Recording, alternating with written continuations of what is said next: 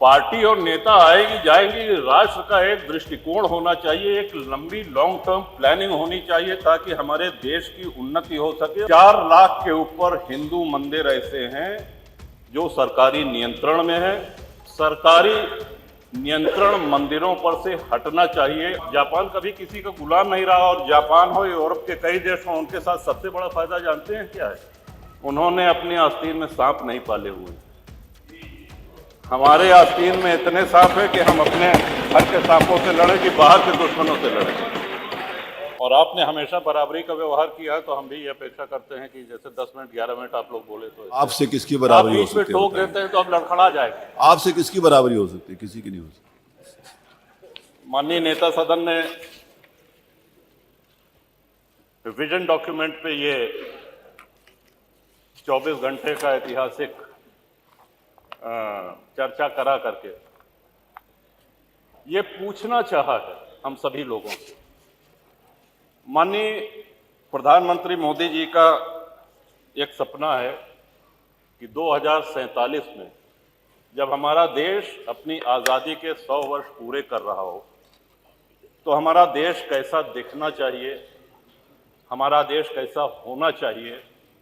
इस विषय में उत्तर प्रदेश विधानसभा के माननीय सदस्यों की क्या राय है, क्या सलाह है, इस निमित्त ये विशेष आह्वान किया गया है। श्रीमान, कल से हम सभी लोग देख रहे हैं, बहुत से माननीय सदस्य तो इसमें ऐसे बोल रहे हैं जैसे ये बजट पे बोल रहे हों या धन्यवाद प्रस्ताव के विरोध में बोल रहे हों। हम लोगों को अपनी राय देनी है, अपने सुझाव देने हैं। वो सुझाव यदि मानने लायक हुआ तो मानेंगे, नहीं मानने लायक हुआ कोई बात नहीं। इस तेजी से बदलती हुई दुनिया में नई तकनीकें आ रही हैं, उसमें हम कैसे आज विश्व के साथ खड़े रहें। आज हमको अपने अंदर सुधार क्या करना है, व्यवस्था में क्या परिवर्तन लाना है, कैसे हम विश्व के अग्रणी देशों में अपनी गिनती कराएं, कैसे हम विश्व गुरु बने जो कि पहले भारत था। इस विषय में सुझाव देने के बजाय लोगों की आवाज आती है कि साहब 47 की बात छोड़ दीजिए, 2027 में हम आ रहे हैं। अरे कहीं मोदी जी ने कहा है क्या कि 2047 में हम ही प्रधानमंत्री रहेंगे, या नेता सदन ने कहा है क्या कि 2047 में हम मुख्यमंत्री रहेंगे? पार्टी और नेता आएगी जाएंगी, राष्ट्र का एक दृष्टिकोण होना चाहिए, एक लंबी लॉन्ग टर्म प्लानिंग होनी चाहिए ताकि हमारे देश की उन्नति हो सके और हमें विश्व के अग्रणी राष्ट्र में अपनी गिनती करा सके। इसलिए ये सदन। श्रीमान, आज हमारे देश के सामने सबसे बड़ा खतरा जो बाहर से भी है और अंदर से भी है वो है आतंकवाद का। आतंकवाद इतना नित्य प्रयोग किया जाने वाला शब्द है कि हम इसको हल्के में लेने लगे। कल्पना करें, अमरनाथ जी दर्शन करने यदि कोई भक्त जाता है, बड़ी संख्या में लोग जाते हैं, 80,000 सैन्य बल लगते हैं सुरक्षा देने के लिए। क्या हम कल्पना कर सकते हैं अगर वहां सेना और सैनिक बल ना हो तो जो श्रद्धालु हैं, जो दर्शनार्थी हैं, क्या वो दर्शन कर सकते हैं? उनके साथ आतंकवादी क्या व्यवहार करेंगे, और जो व्यवहार करेंगे क्या जाति पूछकर करेंगे? अभी हाल में पुलवामा हुआ है, आप सभी लोगों ने देखा है, हम सभी लोग इसके गवाह हैं। कलमा जानते हो, कलमा पढ़ो। कलमा नहीं पढ़ पाए, वस्त्र उतार करके, लिंग देख करके ये निर्धारित किया गया कि ये हिंदू है, और हिंदू देख करके मारा गया। वहां किसी ने जाति नहीं पूछी। किसी भी चीज का बंटवारा हो, चाहे वो घर का हो, संपत्ति का हो, व्यापार का हो, अगर आप बांटेंगे तो उसको कमजोर करेंगे। श्रीमान, भारत सबसे बड़ा विश्व का आबादी वाला देश है, सबसे बड़ा लोकतंत्र है, और इसका बहुत बड़ा श्रेय इसमें जाता है कि बहुसंख्यक हिंदू समाज यहां रहता है। जिन देशों में संविधान लागू है, विश्व के जिन देशों में संविधान लागू है, जहां राजतंत्र है, सुल्तान है बैठे, या कोई तानाशाह है, उसकी हम बात नहीं कर रहे हैं। जिन देशों में संविधान लागू है, समय के साथ देश काल परिस्थिति के अनुसार संविधान में संशोधन होते रहते हैं। लेकिन जिन देशों में संविधान लागू है, क्या कहीं उसका प्रिएम्बल क्या कहीं उसकी प्रस्तावना बदली गई है? विश्व में एक भी देश ऐसा नहीं है जहां प्रस्तावना ही उठा के बदल दी जाए। संविधान शिल्पी बाबा साहब अंबेडकर, संविधान सभा के अध्यक्ष बाबू राजेंद्र प्रसाद, पंडित जवाहरलाल नेहरू, सरदार पटेल, सरोजनी नायडू जी, कृपलानी जी, ऐसे ऐसे विद्वानों ने मिलकर के हमारे संविधान की रचना करी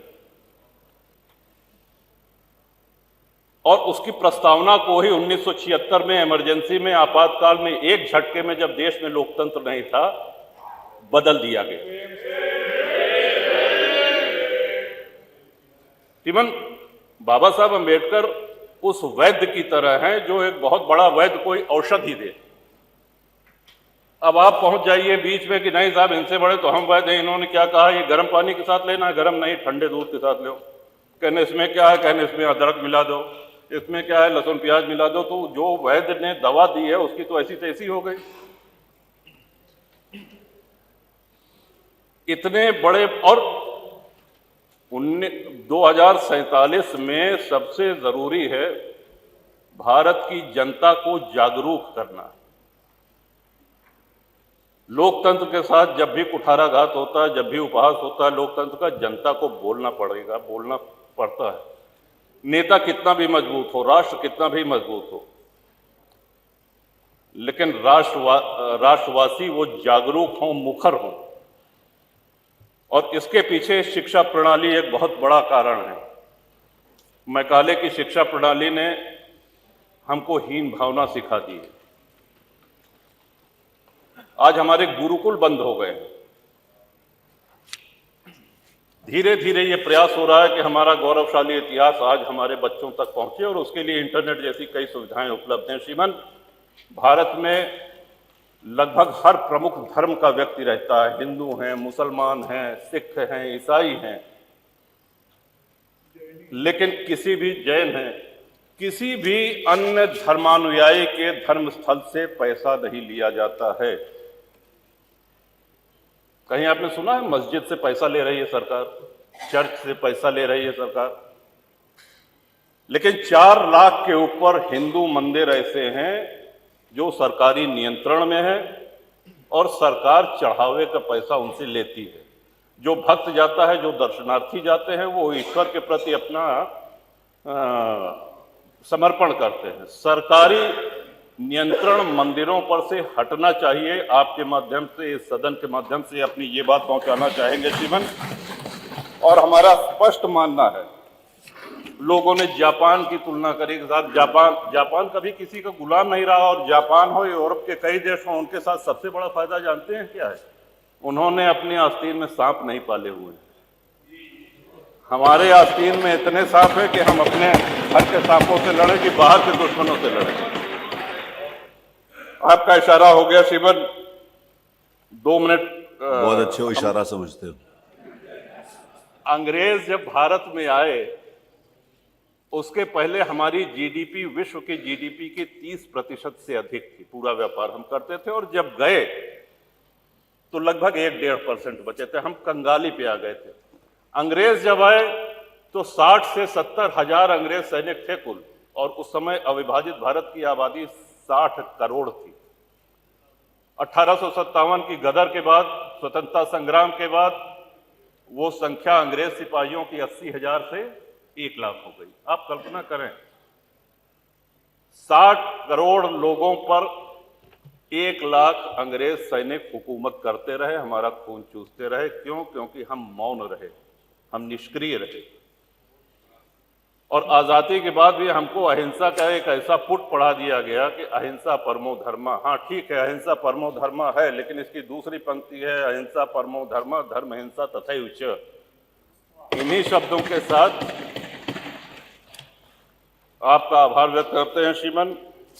और कुंभ की चर्चा आई तो कुंभ में मैंने प्रवास किया श्रीमन। देश विदेश में कुंभ की चर्चा हुई, प्रशंसा हुई, और एक छोटे से छोटे सफाई कर्मी से लेकर के बड़े से बड़े अधिकारी ने अपनी पूरी ऊर्जा लगा दी। मैं समझता हूं कि इतने बार तुम माननीय नेता सदन गोरखपुर नहीं गए होंगे जितनी बार प्रयागराज गए। सुबह न देखा न शाम देखा, हमेशा पहुंचते रहे। और अद्भुत व्यवस्था, 60 करोड़ के ऊपर श्रद्धालुओं ने पतित पावनी मां गंगा में स्नान किया। इतना बड़ा जमावड़ा सनातनियों का, लेकिन कहीं ये नारा सुनने को मिला कि साहब इस मजहब के, इस धर्म के लोगों को हम नहीं रहने देंगे। कहीं किसी दूसरे धर्म, किसी दूसरे मजहब के किसी धर्म स्थल को कोई नुकसान पहुंचाया गया? एक नारा कहीं लगा? यही सनातन की, यही हिंदू धर्म की महानता है। और श्रीमन, भारत इसीलिए धर्मनिरपेक्ष राष्ट्र है क्योंकि हिंदू बाहुल्य है, सनातन बाहुल्य है। हम 2047 में विजन में जो योगदान देना चाहते हैं, हम इस महान सदन के आदरणीय सदस्यों के माध्यम से सलाह पहुंची है, उस सलाह में अपनी अंतिम एक बात अवश्य जोड़ना चाहेंगे कि कृषि भूमि हमारे देश में कम हो रही है, नगरों का, गांवों का निर्माण हो रहा है, प्लॉटिंग हो रही है, सड़कें निकाली जा रही, हमारी आबादी बढ़ रही है, लेकिन हमारी कृषि भूमि में कमी हो रही है। इस चिंता को भी ध्यान में रखें और इस सदन के माध्यम से माननीय जो नीति निर्धारक हैं, जो केंद्र में बैठे हैं, आदरणीय प्रधानमंत्री जी, वो भी अवगत हों। आपने अवसर दिया, बहुत बहुत धन्यवाद।